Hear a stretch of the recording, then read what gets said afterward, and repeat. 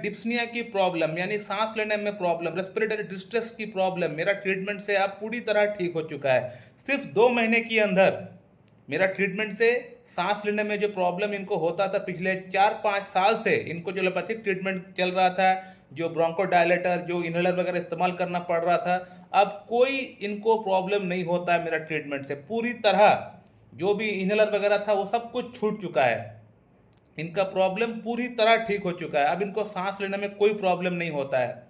सिर्फ 2 महीने में ही इतना अच्छा इंप्रूवमेंट हो चुका है। कॉन्स्टिट्यूशनल ट्रीटमेंट से, होम्योपैथी से इतना अच्छा इंप्रूवमेंट हो चुका है कि इनका जो भी सांस लेने में प्रॉब्लम पहले होता था उस प्रकार की प्रॉब्लम अब 1% भी नहीं होता है। पेशेंट ने लिखा है, आप देख सकते हैं कि 99% इनको आराम हो चुका है इनका प्रॉब्लम्स में।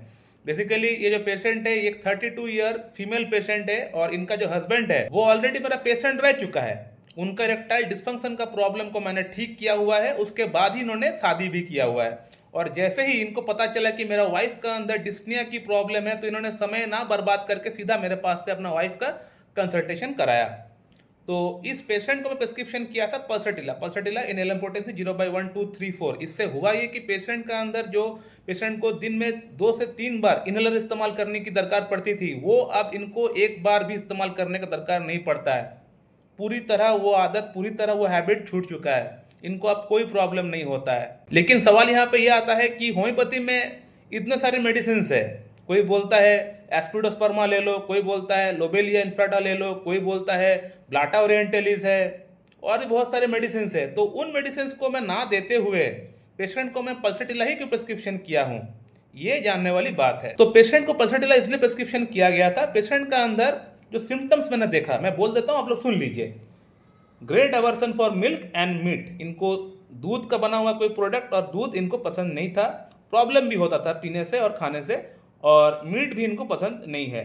इसके अलावा वीपिंग डिस्पोजिशन यानी बात बात पे रो पड़ते हैं। थर्स्टलेस, प्यास इनको बिल्कुल भी नहीं लगता था। इनका जो टंग था वो बिल्कुल ड्राई था। इसके अलावा माइल्ड टेम्परामेंट यानी गुस्सा इनको बहुत ज़्यादा नहीं आता है।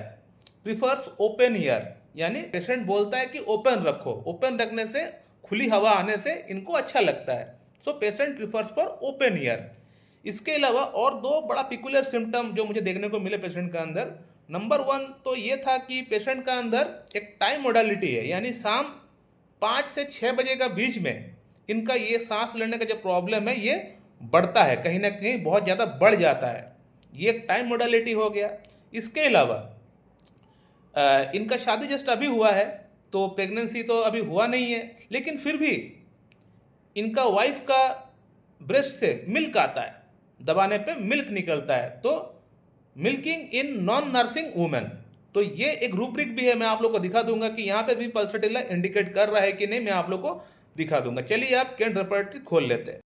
तो चलिए मैं चेस्ट चैप्टर खोल कर रखा हूँ। यहाँ पे आप लोग देख सकते हैं मिल्क है, ठीक है, मिल्क मिल्क मिल्क यहाँ पे आप लोग देख सकते हैं। यहाँ पे मिल्क का सब रूब्रिक ये देखिए, नॉन प्रेग्नेंट वुमेन यानी ऐसा महिला जो कि प्रेग्नेंट नहीं है, जिनका बच्चा नहीं हुआ है, फिर भी उनका वहाँ से मिल्क निकलता है। तो वहाँ पे कौन सी मेडिसिन फर्स्ट ग्रेड में है ये आप देख सकते हैं। एक मेडिसिन मात्र है जो कि फर्स्ट ग्रेड में है, वो नाम है पल्सटिला। ये सेकंड रूब्रिक जो मैंने आप लोगों को बताया था, चेस्ट आप लोग देख सकते हैं, ऑपरेशन या फिर ऑप्रेस्ड फीलिंग या कंस्ट्रक्ट फीलिंग भी बोल सकते हैं। तो कब होता है ये फीलिंग? शाम को पेशेंट ने बताया, शाम 5 बजे मुझे बताया था, तो इवनिंग में पकड़ूंगा, इवनिंग। ये देखिए इवनिंग, यहाँ पे फर्स्ट ग्रेड में कौन सी मेडिसिन है? एक ही मेडिसिन है फर्स्ट ग्रेड में, वो है पल्सटिला। तो अब आप लोग मुझे बताइए कि पेशेंट का प्रॉब्लम पल्सटिला से क्यों ठीक नहीं होगा, या फिर वो लोग क्यों ठीक नहीं कर पाते हैं जो लोग 8, 10, 15, 20 मेडिसिन एक साथ देते हैं। क्योंकि 8, 10, 15, 20 मेडिसिन एक साथ देने से पेशेंट का प्रॉब्लम ठीक नहीं होगा। अगर इस पेशेंट को ही मैं अगर 10-15 मेडिसिन अगर पॉलीफार्मेसी किया होता तो इनका प्रॉब्लम ठीक नहीं होता। इस पेशेंट को मैं सिंगल मेडिसिन दिया हूँ, एक वक्त में एक दवा दिया हूँ, पूरा सिम्टम्स को मैच करके, तभी जाकर पेशेंट का प्रॉब्लम 2 महीने के अंदर, 2 महीने क्या, एक ही महीने के अंदर इनका प्रॉब्लम ठीक हो गया था। तो तभी हो पाया कि पेशेंट का जो सिम्टम्स है वो हूबहू कोई एक ड्रग से मैच किया, और उस दवा को मैं ठीक पोटेंसी में ठीक प्रकार से रिपीटेशन कराया पेशेंट का अंदर, तभी जाके पेशेंट का प्रॉब्लम पूरी तरह आइडल क्योर जिसको हम लोग बोलते हैं वो पेशेंट का अंदर हो पाया। अब आप लोग मुझे बताइए कि इस पेशेंट का अंदर पल्सटिला का ऐसा कौन सा सिम्टम्स नहीं है। जो लोग जूनियर होम्योपैथ से, जो लोग स्टूडेंट्स हैं, जो लोग मुझसे कुछ सीखते हैं, काइंडली कमेंट करिएगा कि इस पेशेंट का अंदर ऐसा कौन सा सिम्टम नहीं है जो पल्सटिला को मैच नहीं कर रहा है। अगर हो तो मुझे बताइएगा। जैसे कि पेशेंट का अंदर जो मैं केस टेकिंग किया था, माइल्ड टेम्परामेंट मुझे मिला, गुस्सा पेशेंट को नहीं आता है, थर्स्टलेस है, पेशेंट का अंदर प्यास नहीं लगता है, टंग ड्राई है, वीपिंग डिस्पोजिशन है, great aversion for meat and milk product है, प्रीफर्स ओपन ईयर है, और टाइम मोडालिटी, शाम का टाइम प्रॉब्लम बढ़ता है पल्सटिला का, सबको ही जानते हैं पल्स का जो प्रॉब्लम बढ़ता है वो शाम को बढ़ता है, तो वो मैच किया। Peculiar symptom, milk in non nursing women, जिनका शादी जस्ट हुआ है या फिर शादी नहीं हुआ है, जो माँ नहीं बनी है, प्रेगनेंसी जिनका अंदर नहीं हुआ है, उनका अंदर भी मिल्किंग हो रहा है। तो ये सबसे बड़ा पिकुलियर सिम्टम हो गया, जो मैंने आप लोग को दिखाया, रूब्रिक खोल के दिखाया, केंट रेपर्टरी खोल के दिखाया कि पल्सटिला वहाँ मैच कर रहा है कि नहीं। तो ये पेशेंट क्यों ठीक नहीं होगा, और क्यों 8, 10, 15, 20 मेडिसिन पल्स को अगर नहीं देंगे, 8, 10, 15 मेडिसिन देने से क्यों पेशेंट ठीक होगा।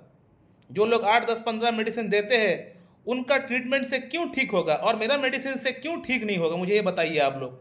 यही पेशेंट अगर कोई ऐसा डॉक्टर के पास अगर गया होता जो कि 8, 10, 15, 20 मेडिसिन एक एक साथ में देता है, तो क्या इनका प्रॉब्लम ठीक होता? नहीं होता। तब फिर यही पेशेंट बाद में बोलते हैं अरे होम्योपैथी बेकार है, काम नहीं करता है, मैंने किया है, कोई फ़ायदा नहीं हुआ मुझे। तो इन लोगों का बोलना लाजमी है, बोलेगा, क्योंकि अगर कोई पेशेंट अगर इतना जगह से अगर ट्रीटमेंट करा रहा है, फ़ायदा नहीं हो रहा है, तब तो फिर बोलना भाई बनता है, लाजमी है। सो माय डियर फ्रेंड, अगर आपको एस्मा की प्रॉब्लम, अगर आपको ब्रोंकियल एस्मा की प्रॉब्लम, अगर आपको सीओपीडी की प्रॉब्लम, अगर आपको डिस्निया की प्रॉब्लम है, तो इन सभी प्रॉब्लम्स के लिए अगर आप चाह रहे कि मुझे कंप्लीट क्योर मिले, तो इसके लिए आपको क्लासिकल होम्योपैथ के पास आपको आना पड़ेगा। यानी ऐसा डॉक्टर जो कि आपका केस को थॉरोली रीड करे, आपका बात को समझे, वो आपको क्वेश्चन आंसर करे, उसके बाद एक टाइम में आपको एक ही मेडिसिन आपको लेने के लिए बोले, तो इन लोगों के पास जाएंगे, इस प्रकार के डॉक्टर के पास अगर आप जाएंगे तो आपको प्रॉब्लम जो है आपका कंप्लीट क्योर हो जाएगा, पूरी तरह ठीक हो जाएगा। सो माय डियर फ्रेंड, मैं इस वीडियो को यहीं पे एंड करता हूँ। अगर आप लोग के मन में कोई प्रश्न है तो आप लोग कर सकते हैं। So thank you very much and have a good day.